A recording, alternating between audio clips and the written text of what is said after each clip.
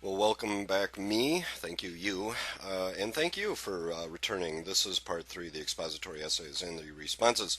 The page that we're on is 9, I believe. Let me scroll that up to make sure that that is true.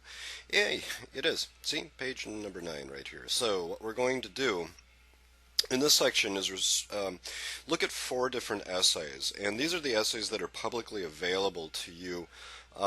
To download at the official CSET site. If you are on my website or you're on Blackboard, you should be able to see the link to those essays. But I've also included them here. It's public domain, so I don't really see a problem with it.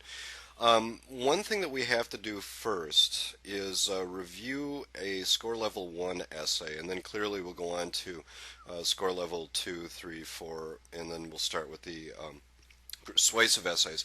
But let's do this first. Let's go ahead and read the answer that I've included on page number 29 of this document. If you just go over here, remember to expand your bookmark folder right here, and you can just do that by grabbing the side of that bar and pulling it over. And inside of those bookmarks, you'll see that I've listed out all of the essays that we'll be going through along with the responses. So let's jump to page 29 of the document first, and then let's take a look at that essay. And so I'm now have jumped to page 29, and we're going to read this response first. We'll refresh our memory about what the question was after we read the response, and see if there's any mismatches and whatnot, and why it got a score of 1. Now this says the following: I would take a visitor who is here for a short period of time to one place he can appreciate the culture and values of this country. Such a place is a museum. I live in Los Angeles, and the Museum for Arts and Culture is located within a few blocks from where I live. The museum contains works of art and culture that are very educational about the way of life of the people of America. This museum is housed in an antique building that is itself a landmark of Los Angeles. Well, whoopee. Back to our bookmarks, and let's jump back to that essay. So just scroll up and click on that bookmark, and it'll bring us back to the appropriate page. What we're dealing with, remember, in that first essay question is this. We're supposed to be revealing U.S. culture and values according to a place and showing that to a foreign visitor. An appropriate response to that, or appropriate title rather, to the essay that we just read would be that it's answering a question that nobody asked. If you look at that essay carefully, you'll see that it begins by discussing the visitor, but it ultimately ends by discussing the museum. And a museum could certainly work, but it's a very undeveloped and poorly written essay, and mainly because the type of museum is undefined. How it will reveal the values and culture of the United States is undefined. Let's go ahead and go from page 9 now and dissect that response. So you should be on page number 10. And it does exactly what I just said. The first thing that we see is that it begins about the visitor, but where it ends up is some nonsense about this museum. So if this were some kind of an advertisement for the museum, maybe it'd be fine. But what we're trying to do is to show a visitor from another culture the values and cultures of the United States based on a place. Well, the problem again is that that's not what happens in here. So if you look on the sort of the right side of this document, where this essay really suffers, and it could work, it really could, but where it suffers is right here with museum. I don't know what kind of museum it is that the person is talking about. I know that it's an antique building, and that it's in LA, but I don't really know anything else about it. It does say that this museum contains works of art and culture, but this is extremely vague. Were it a retrospective of the life of the United States, beginning with the native peoples all the way up until the present time, perhaps it could work, but it really doesn't say anything. And I think now is the appropriate time, excuse me, to introduce length. This essay is clearly too short. What we'll see a little bit later is that an essay of about, I'd say 325 to maybe 375 words is what we're aiming for. And I don't want you to be counting words on there. There's ways to look at the paragraph length in context, and we'll do that when we get to the score level 4 essays. But this thing is just too short. The person didn't put any effort into it whatsoever. So if we use those terms that you and I extracted from the score levels from part two, the focus, well, this thing completely lacks any focus whatsoever. The organization is completely poor. We start one place and end up someplace else. And there's very little supporting evidence, especially regarding the type of museum that we're talking about. The word choice is simply odd. There are no transitions. It's a kindergarten vocabulary. There are no branching sentences in here. These sentences are ones that just stop, stop, stop all the way through the essay. It is clearly inappropriate for an educated audience, and it's just clearly too conversational. So the rubric for a 1 applies. At every step, the writer simply fails to state or remain focused. The organization is ineffective. Generalizations are not supported. The word choice is, well, it's appropriate for maybe young kids, but not an educated audience. And there are, some errors in the structure. We'll look at more errors when we get to the 1 point response for the second question, not for this one. But it really is inappropriate for the audience and does not fulfill the purpose. So it's no surprise why this essay, if I can scroll back to it, gets a 1. That's a 1. Don't do that. So let's go to the next essay, and this is the score level 2 essay. It still wouldn't pass. We want to be writing 3s. We need to read the essay on page 29, but let me remind you of what the task is. Our task is to reveal U.S. culture and values to a visitor from another culture or to a space person. And the title I'm going to give this one when we read it is Fun at Disney World, I suppose, because it's just a very bizarre essay. So let's jump over to the bookmarks and jump from this expository 2 essay to page 29, if we could, and let's start digging around in this little essay here. So let me scroll that up if I could. Try to expand it in your screen once and then twice. I think I'm still within my reading area here. Let's go. It says, having the opportunity to ever show a visitor from a foreign country our culture and values would be an honor. Well, isn't that wonderful? Disney would be the place to go. Many Americans see it as a part of our culture, values, and opportunities we have. Disney is not just a part of our country, it's a symbol of our values. It shows freedom of expression. It continues. It shows the business opportunities you may develop.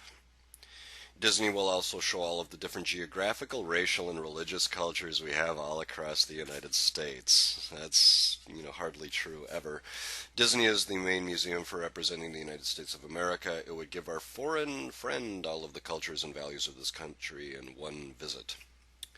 Okay, well, I'm not so sure about that. I don't know if you are either. Let's go back to our bookmarks if we could. And right here, Expository Essay 2. Let's jump on that link and follow it up. Okay, so closing that window, let's take a look at this essay together. I'm on page 10 if you are flipping through your document. On page number 10 right here, we have paragraph number 1. The opening is a waste of time. It should just get to the point. The problem, of course, is that the point in this essay is a silly one. Would you really want Disney as the place to show American cultures and values? Go ahead and turn to page 11 if you would. And let's start to dig around.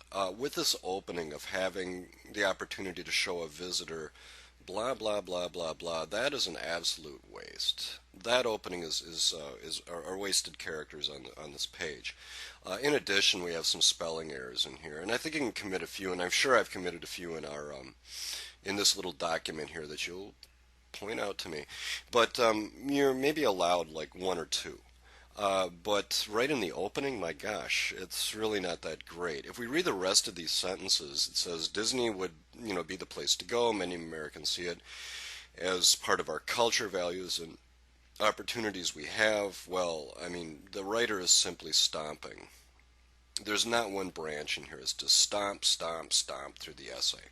That introductory paragraph, remember, is supposed to be one where we're going to get our topic and our thesis, and I don't see any topic, or a thesis in here that's really worth supporting, and probably that's why the person didn't include anything. And it also says many Americans see it as part of our culture. You've got to justify something like that, because I want to see that person up close and take a picture. We got paragraph number 2 now. Things get worse. The paragraph itself is made up of largely unsupported and illogical claims. Disney doesn't really offer much, freedom of expression. They don't have like a Mickey Goose Day or a Donald Trout Day, for example.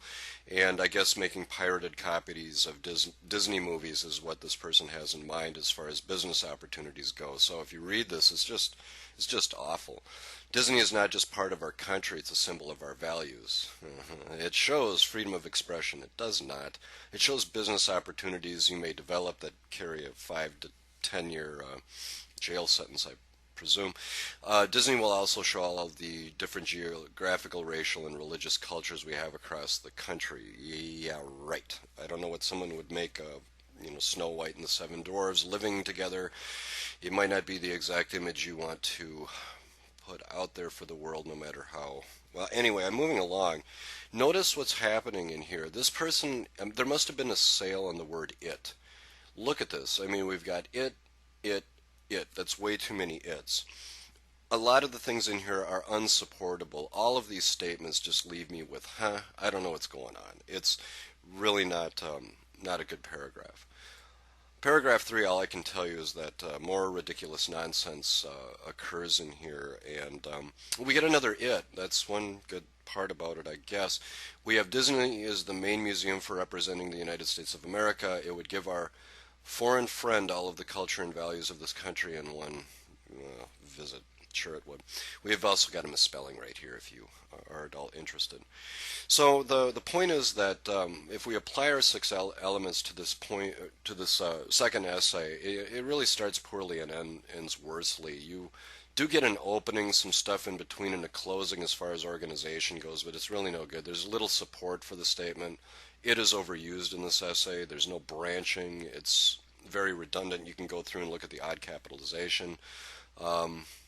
Really not written for an educated audience. Too conversational and just simply fails in its purpose. So it's pretty clear to me why a score level 2 would be appropriate for this essay, because it may have a central idea, but it loses focus throughout. There is some organization, but largely ineffective. The generalizations and assertions are only partially supported. The word choice is imprecise and distracting, or just simply, not aimed at an educated audience.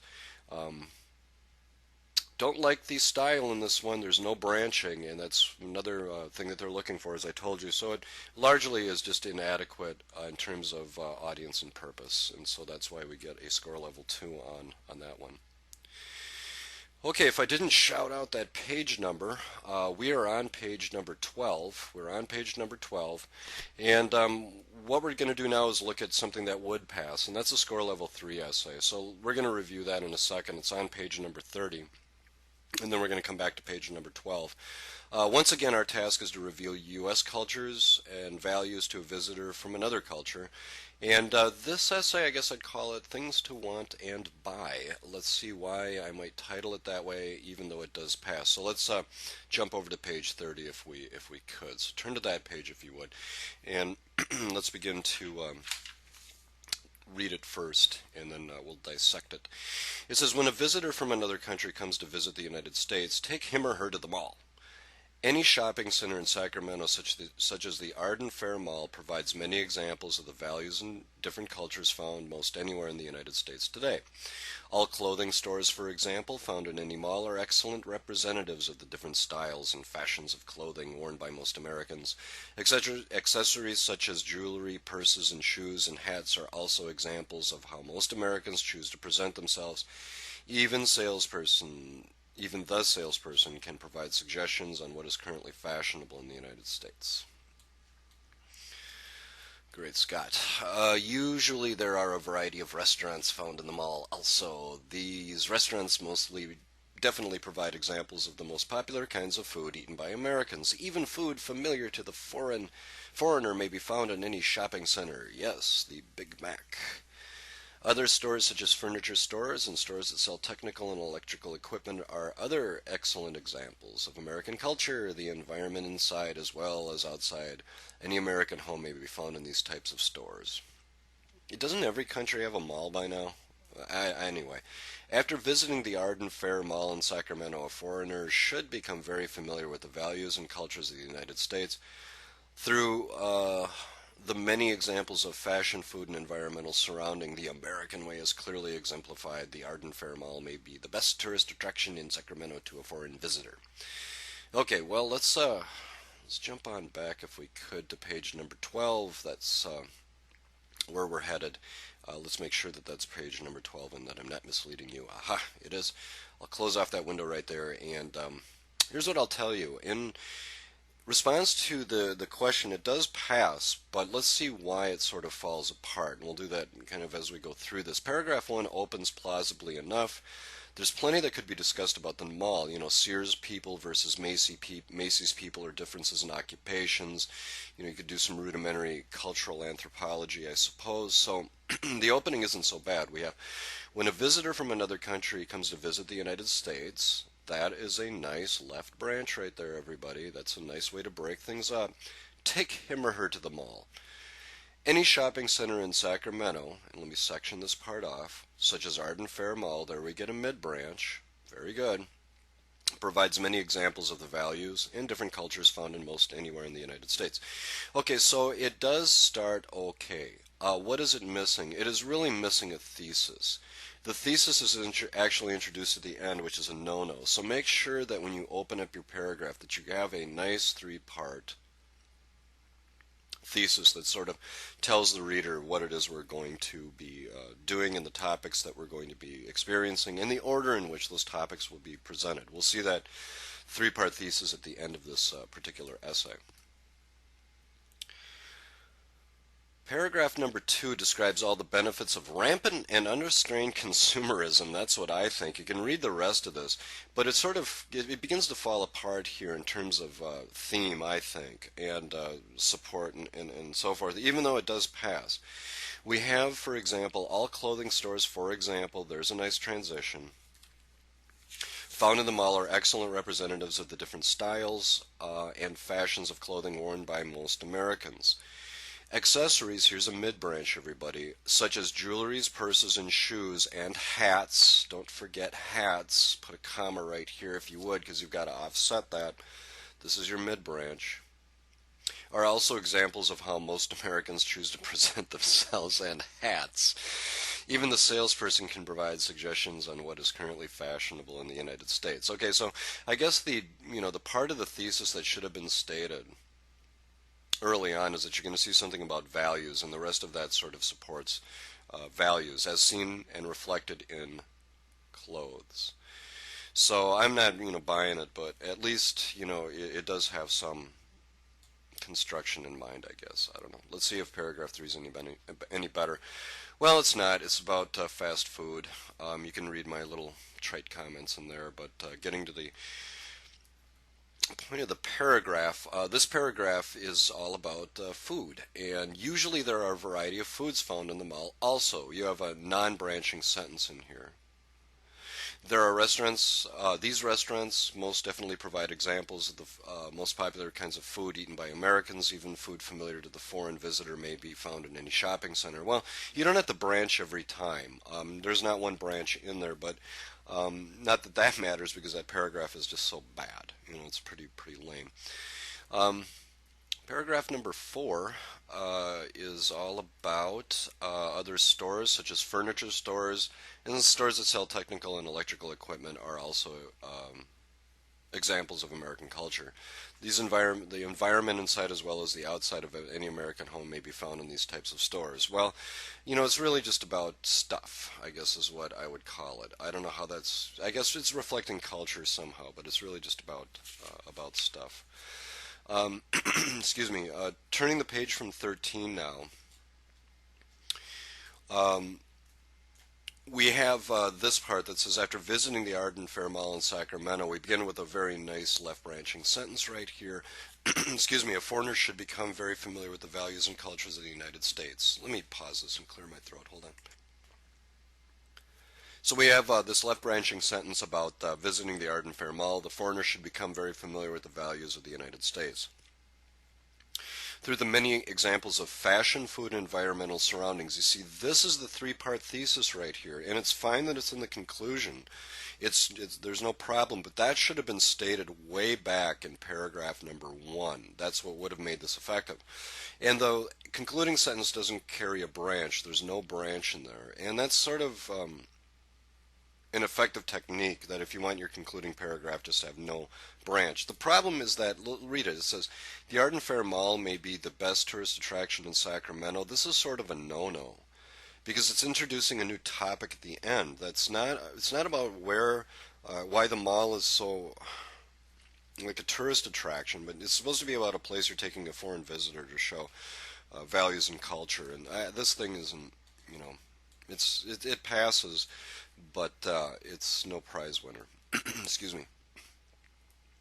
So the focus of this essay is on U.S. culture reflected on the mall. It is a well-organized 5-paragraph essay, minus the fact that they didn't put the thesis in the first paragraph, which I should have done. There is support throughout. It's above the conversational level. There is adequate branching. It's relatively error-free, but it sort of fails in its purpose because the topic is weak. And so if you go through and look at these items for a score level 3, you can see pretty plainly that we do have a central idea and a point of view. It's generally clear. It's generally assertive and adequate. It has pretty good word choice. Structurally, it's sound. And it is, it's incompletely addressed in terms of the topic, because I didn't like the fact that the person really didn't develop the ideas that were part of the question, and that question was values and culture of the United States reflected at the mall for a foreign visitor. It just, really didn't make it for all the reasons that I enumerated. As I go through this, it's really a shame. I'm starting to pick up a couple of errors. I can't go back and record this stuff. I'm way too far in it. But why don't you go up to this first sentence right here and add a letter E in there for me, if you would, for note, as you see right there. I'm sure you'll find more of those. Go ahead and send them to me, and I'll go ahead and fix them. It's just quite an enormous undertaking, so let me save that off. All right, now what we need to do is go to the next essay, and that's going to be our score level 4 essay. And so we'll start to deal with that score level 4 essay right now. You will find it on pages 31 through 32, and then we'll come back to page 14. So I'm going to leap over to my bookmarks right here and jump to page 31, and you should do the same thing. So let's go ahead and read this thing, and then we'll get through it. Okay, it opens this way. It says, life, liberty, and the pursuit of happiness. This phrase from the Declaration of Independence represents to most Americans the culture and values of our country. To best illustrate the truth of this phrase, and thus present the American cultures and values, I would invite the foreign visitor from another country to one of the world's most famous cities, San Francisco. In this beautiful city by the bay, I can show my foreign friend how the United States truly exemplifies its formal values, particularly in the various freedoms granted to us by our Bill of Rights and our cultural diversity. Scrolling up. Because my hometown of San Jose is approximately 40 minutes away from San Francisco by car, the drive from my house to the city would be an opportune time to show my companion the beautiful landscapes dotted with cows, as well as theme parks and high-tech business complexes. I would explain that, despite America's reputation for being on the cutting edge of industry and entertainment, we have not forgotten our country's agricultural roots. In fact, many of our values tout individualism and the benefits of hard work, vestiges of a country of farmers which has become over the past 200 years a country of businessmen and entrepreneurs. Next page, please. Looks like we're going to page number 32. This point would become clearly evident as we enter the towering, gleaming skyscrapers of downtown San Francisco. I would point out the multitudes of suit-clad men and women rushing to and from their high offices. Every age, race, and size and shape of person can be seen taking advantage of the freedoms and opportunities America offers its citizens indiscriminately. Furthermore, my companion would see all types of places of worship along the streets of San Francisco. The various churches, mosques, and synagogues would provide that freedom of religion actually does exist peacefully in our country, unlike so many others around the world. Last paragraph. From Chinatown to the Italian flavor of North Beach, and even from the risque sections of Haight Street and the Mission District, my foreign friend would notice the cultural and ideological diversity of San Francisco. These freedoms of expression, speech, and political activism are so widely practiced across all 50 states of America, I would explain, that they are sometimes even taken for granted.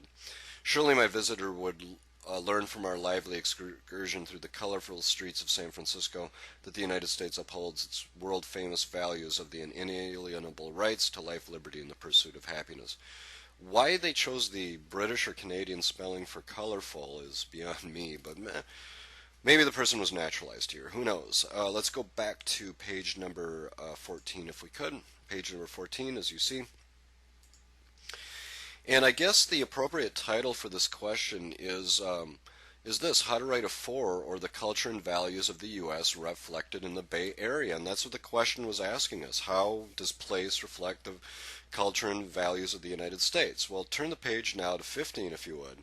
And what we'll do is sort of work this backwards. Here's what you're supposed to be doing, or what I'm suggesting you do, is to brainstorm, draft, edit, and then revise, and then write up your response. Well, let's start with just the basic write-up of this and see what it tells us. The introduction and the thesis are very clear in this essay because we have the thesis right here: life, liberty, and the pursuit of happiness. This is a deliberate fragment. It's not a sentence. It says life, liberty, and the pursuit of happiness. That's the way it begins. That is a fragment. And a fragment means that it's either lacking the subject or the verb, or what have you. And it's an effective device because we know that this is going to be thesis item 1, thesis item 2, and thesis item 3. Would I do it this way? Probably not, but this writer was able to get away with it. And you see in here that we've got a number of stacked left branching sentences in here. To best illustrate the truth of this passage, left branch, and thus present the American cultures and values, left branch. So it's very complex writing that occurs in here. We have our place, the most famous city, San Francisco right here. We have our topic, and we have what's going to be discussed. The values and culture of this place is expressed in life, liberty, and the pursuit of happiness, as you see right across here.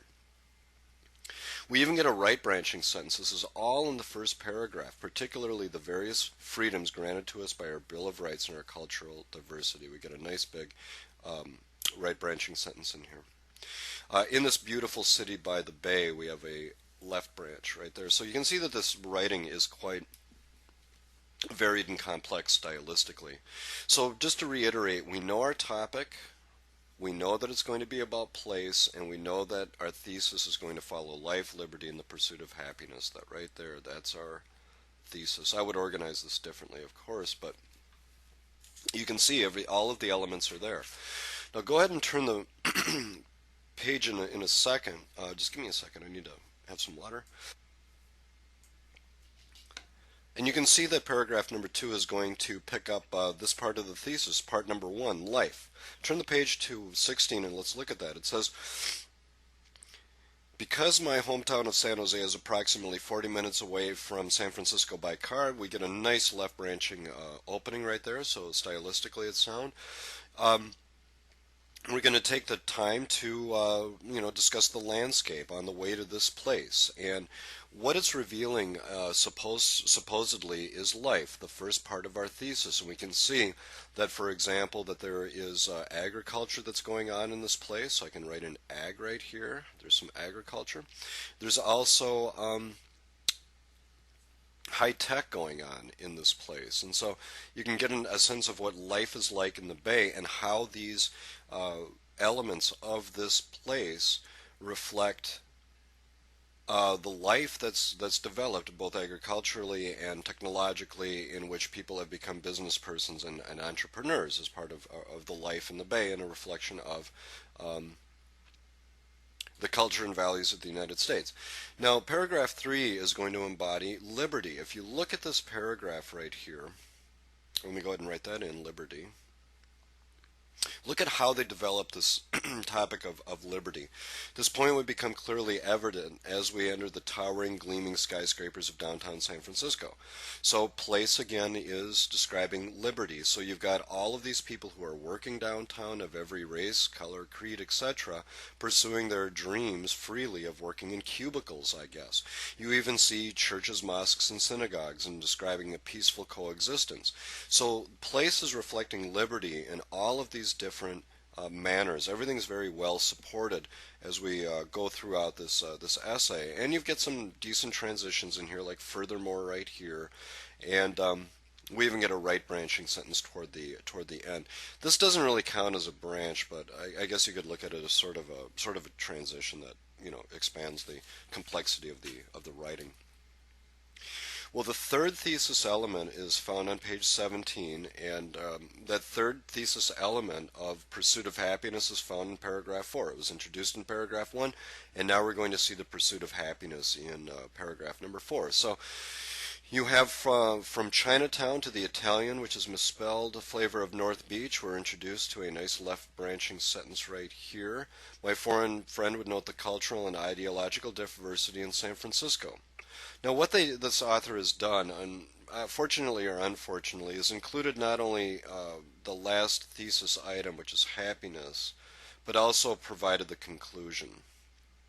And that's okay, but I would prefer you to have the conclusion stand alone or stand by itself. I think it's a better way to do it. And so as you go through this essay, it says, these freedoms of expression, speech, and political activism are so widely practiced across all 50 states, I would explain that they are sometimes even taken for granted. This almost introduces a new topic. It's sort of skating on thin ice right there, but it is somewhat of a wrap-up to, we're on our way to wrapping up the essay. Now notice what they do in this conclusion. It restates the thesis, it restates the place. And the introduction was about San Francisco as reflecting the values and cultures of the United States. The aspect of those values and culture would be the rights to life, liberty, and the pursuit of happiness. So this portion of the essay right here is pretty good because it wraps up everything that was discussed, and that's what you need to do. Whatever you introduce, whatever you thesis map, in your conclusion you have to restate and you have to wind up. So you can read the rest of my comments that are in that document, but it seems to function. I've done a general sketch of the branching that occurs in this paragraph. It doesn't match up one-to-one, but you can get a general sense of what's going on. And again, I would be mindful of that and definitely put in a conclusion in paragraph number 5. If we turn to page 18, if you want to think about how you would brainstorm this, well, read the question and develop the topic. This is about the cultural and values of the United States. That's what the title would be, and then brainstorm on it. You can just make a disorganized, out of order list of things that you want to discuss, and then arrange those items into some logical form. And once again, you would have your introduction for paragraph number 1 would be your intro and thesis. Your intro and thesis are going to go right in there, and I don't know how I've spelled thesis, but it looks like it. And that would have to tick off life and liberty and the pursuit of happiness. And then this would be body paragraph 2, body paragraph 3, body paragraph 4. For me, body paragraph number 5 would be the conclusion. And that conclusion would really have to wrap up everything that you see on that little schematic. And so that's sort of how I would handle that. Turn to page number 19 now, and basically what you can see is that this is a 4-point essay. The reason is that we do have a central idea and a focus that's maintained. Everything is arranged logically. The assertions are well supported. Word choices for an educated audience. There's great branching going on in here. And finally, it is appropriate for the audience, and it does fulfill the purpose overall. Wow. Okay, so that takes care of our analysis of the 4-point essay. For the first expository / informational question, what our next task is to reveal review rather the expressive and persuasive essays in part 4, and we'll pick that up in a minute. Thanks so much.